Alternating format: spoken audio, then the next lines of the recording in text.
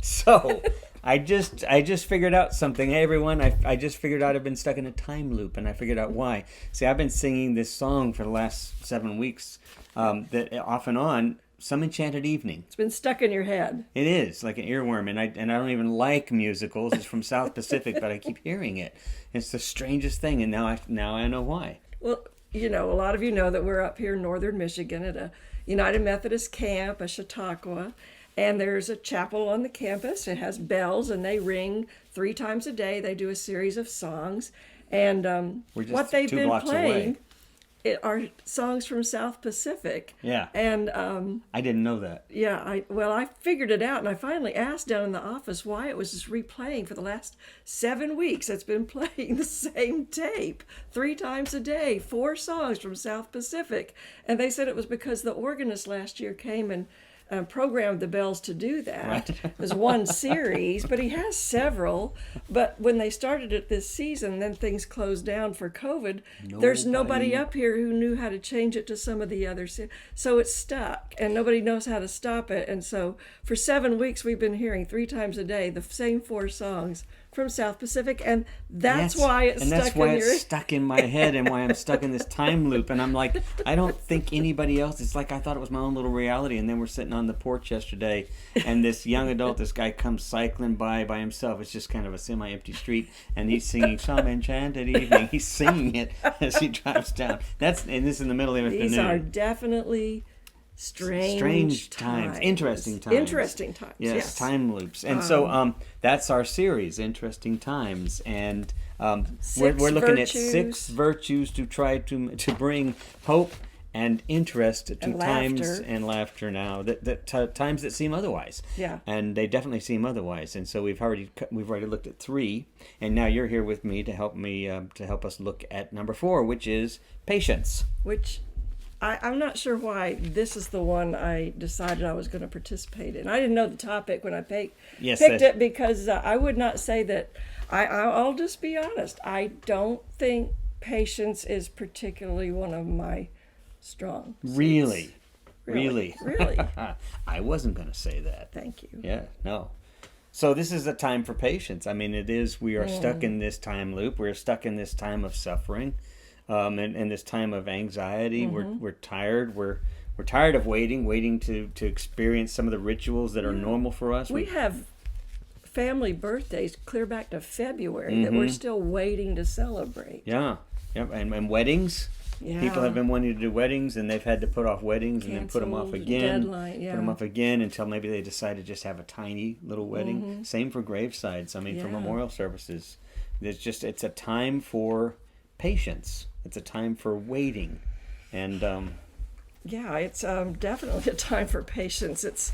And like I said, it's not one of my strong suits, because I like to see things moving. I like to have goals and move toward those goals and see progress. But patience just makes me think of slowing down time and sitting on the sidelines and saying, "This too shall pass. Just have patience. Wait it out." yeah. It's very passive, Think though. of that John Mayer song, "Waiting for the World to Change." Yeah, It's sort of like it's just passive, and it's like it also kind of has a hopelessness to it. I think that's does. eventually what happens when we just sit and wait around, and then still we're stuck in this Right. loop, and nothing's changing. I was reading in the Psalms the other day, one of the Psalms, 137. It's not one we use very often.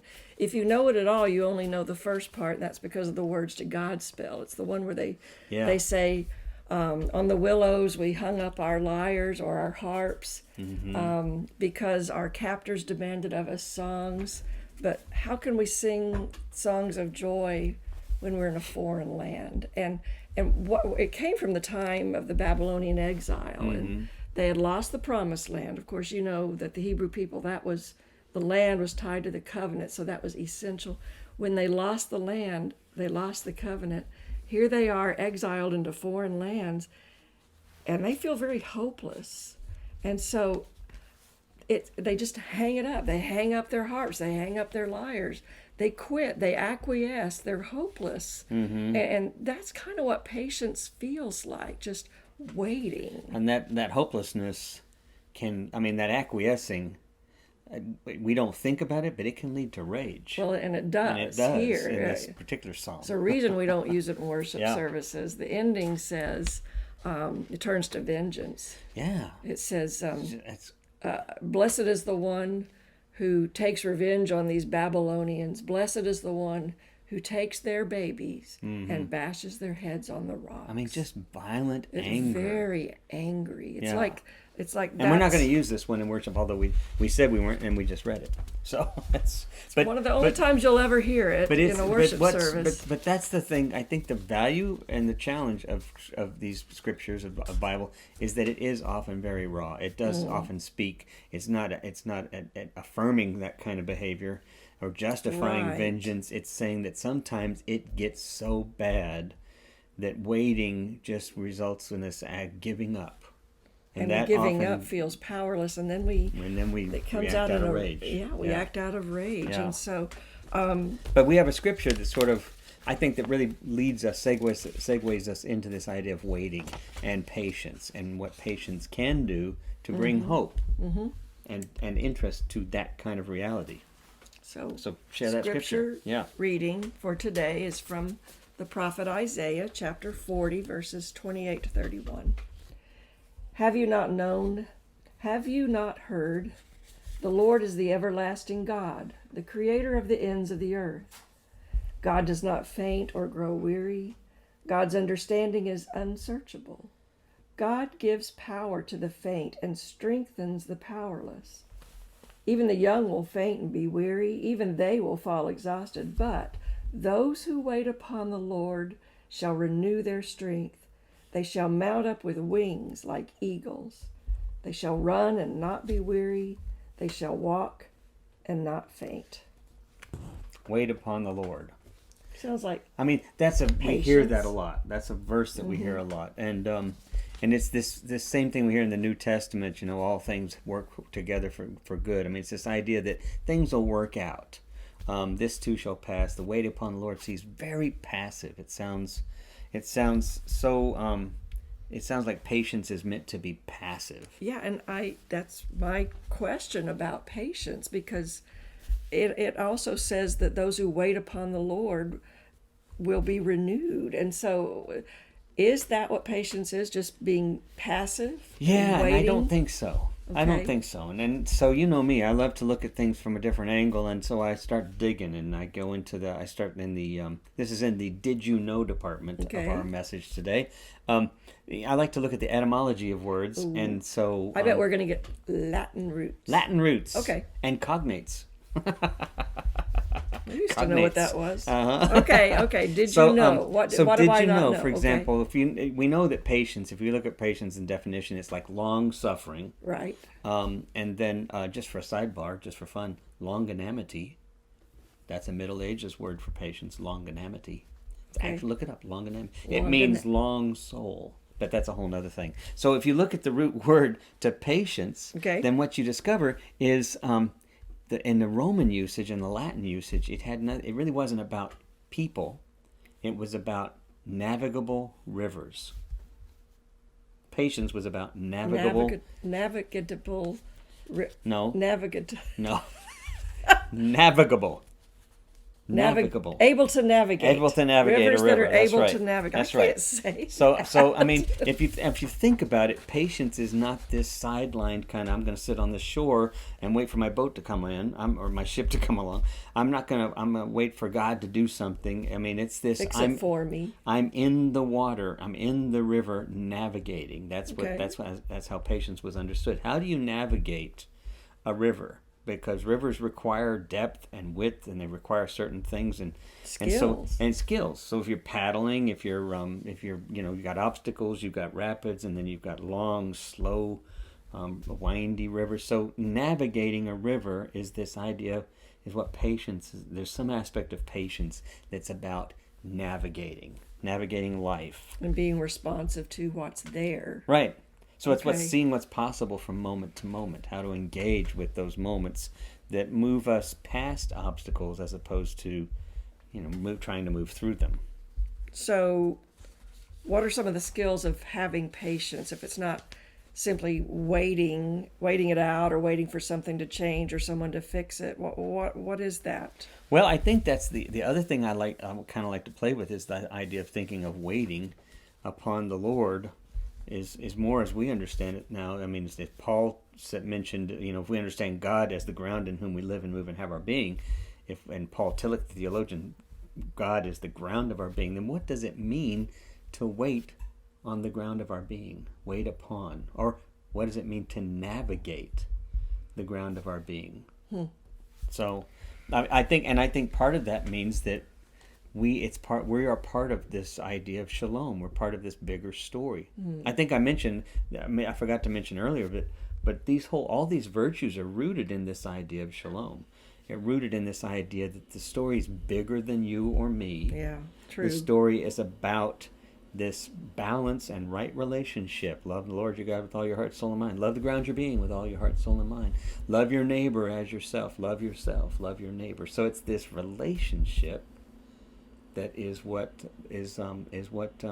shalom is all about. Right relationship. And we've taught that the whole Bible, the trajectory is towards shalom. So so patience for me, it feels like it has something to do with time. When I think of being patient, I think of time slowing down. But I'm impatient. I want something to happen. I think we all do. I get impatient. I think we all do, and I want something to happen now. Yeah. Lord, give me patience. Give it to me now. Give me patience now.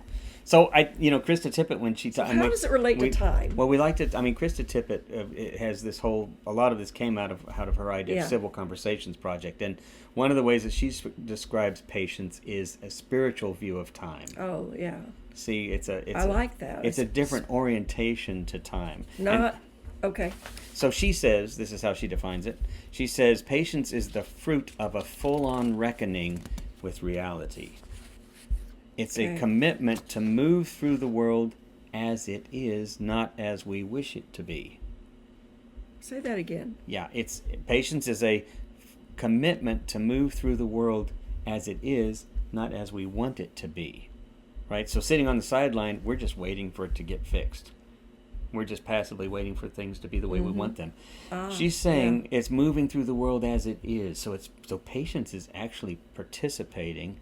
She said it's resistant to the illusion of time as a bully or a demanding master or a matter of deadlines. Navigating the river is a very present, in the moment reality. Navigating conflict is a very present, in the moment reality. So it's a virtue that results out of first seeing the world as it is, as it really is, taking an honest look at that reality, that rawness. And then second, it's a virtue that doesn't see time as our enemy. Sometimes I think with patience, time is something we have to control or we want something to happen now, and that seems to be the opposite of this idea of what patience is. And it's not this sit back and relax. When Isaiah says wait upon the Lord, and when he's saying wait upon the ground of our being, it's this idea of participating in the larger story. Right. Okay. It's actually engaging. Patience is navigating that larger story. Okay, so it's the path of shalom would be the path of being realigned with shalom, being renewed, taking action, being renewed and lifted up like on the wings of eagles. And when I think about being lifted up on the wings of like an eagle, it's soaring high where we get this bigger picture. It's a great metaphor. Yeah. Actually, that's a great metaphor because when you're up high, you're getting an objective view. Yeah. You're beyond, you're above, you're getting the higher view of the conflict, that you're above the conflict. The bigger picture. The bigger picture than right here in the conflict. And we realize that the story is bigger than us and bigger than this. And so if we stay in that, we get caught up in the small picture, we get resistant, we get angry, we get passive. Yeah, it's just hard, and then we give up, or we get enraged. We get enraged. Yeah, and that's not the path of shalom. No, I mean we end up taking sides. We look for allies. It just becomes a battlefield, right. And patience is not about waiting for that to get over. patience is how do we navigate, Or just letting it happen Or and, just- and yeah. acquiescing. And yeah, because that never happens. Once we acquiesce, we just get angry. so patience, in response to all of that, it's the ability to see life as a navigable. It's Seeing life as a river that you're can able to navigate, yeah, navigate. yeah. Okay, I'm just going to and then I that. like this idea.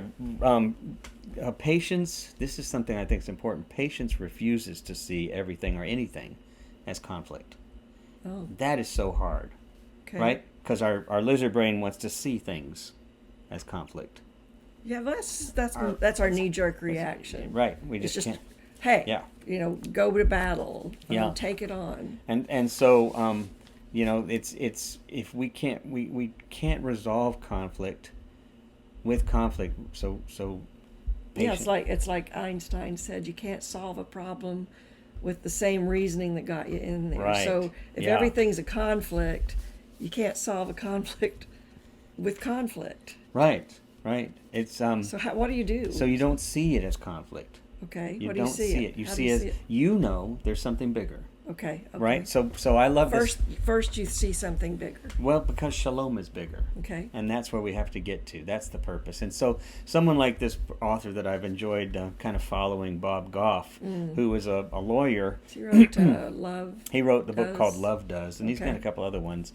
He was a very successful a retired lawyer now, and he's active. He's been active in Uganda in addressing sex trafficking. He was at one time he was the U.S. ambassador to Uganda, oddly enough. But he's actually just been this activist ever since sort of retiring from a very successful business. He's been this activist for justice, issues of justice and injustice, and fighting for children's issues all around the world, but other issues as well. And so he has people who want to participate with him or to give or who want him to help them in nonprofits Okay. and big Yeah. ventures. And it's interesting because what he does when there's a conflict or when there's some kind of tension centered around what they're wanting, rather than calling a meeting and saying we need to sit down and discuss this over the table, he doesn't do that because that's like let's take this conflict head on. He doesn't do Right. that. He won't do that. Well, that's And- what we typically do. But he says if you want to talk with me about this issue, then it's not an issue about who's right or wrong. He says then you're going to have to meet me at my office away from my office. And he lives in Orlando. So you know where his office is? Away from his I'm office? gonna guess. It's at Disney World. Seriously? Yeah. So he says for the really tough issues, he says, He takes them to Disney World. he has them meet him there. He doesn't even take them there. He says, meet me on Tom Sawyer's Island in Disney World.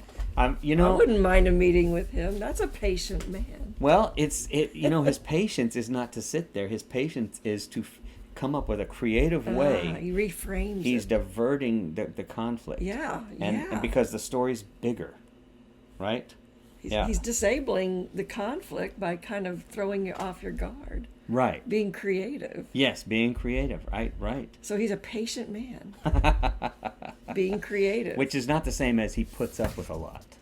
Absolutely. That's the thing. When we That's say great... he's a patient or he's an impatient person or she's impatient, we think in terms of they can't tolerate stuff or they put up with will stuff. tolerate. And that has nothing to do with He's this not spiritual tolerating understanding of patience. conflict. Patience is about navigating conflict. It's Wow. actively engaged in navigating. So I experienced Time that. as a spiritual value. I experienced that literally with a friend recently when I was dealing with something. I had this project I wanted to do, and I really needed to get my friend to kind of work with me on this. And he wasn't. The problem is that it was a problem. We were both seeing it as a problem. Right. But then he came up with this really interesting idea. We were going to meet, and then he said, It was a Zoom meeting. Yeah, and then he said, so how about if we do some canoeing? Yeah. If we go out and do some canoeing, And it was like, yeah, okay. Yeah, so we did some, canoeing in the afternoon. And what was interesting was we didn't ever really deal with the conflict. Well, you addressed the issue. We addressed the issue, but it And was you came never a at it. conflict as such. It was really, after enjoying some time together, it was really a chance to sort of help me look at something bigger than what I was seeing And the same for him. For him, yeah. And we literally sort of navigated that obstacle. So he, kind of like Bob Goff, was overriding the conflict, not avoiding it, not denying it, but kind of, what would you say, reframing it somehow? Well, Within the midst of friendship, relationship, it's really part of the bigger story. It's really if there's a rock in the way. Yeah. If a conflict is a rock, if it's a difference of And opinion, we're navigating if it's the an river. anger, if it's a frustration, there's a rock. Okay. There's no way to get through that rock, right?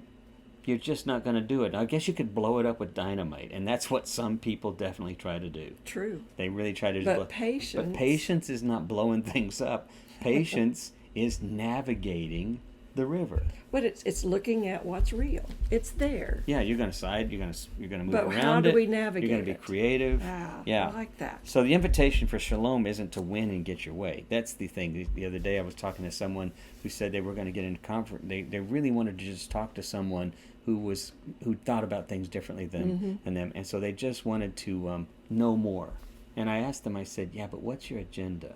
Right. Well, obviously to change their mind. Well, there's the conflict. There's the conflict, right? That's not the bigger You're still going to picture. go back and try to chip away at the rock. Yeah. But And so you but shalom and patience is about seeing the bigger picture. Yes. And that means you have to get creative or get outside of that knee-jerk lizard brain reaction. Right. You got to be creative. Can you think of a way to be fun? Can you think of a way to engage one another? Kind of like improvisation. Absolutely, yes. It's very much like a yes and approach.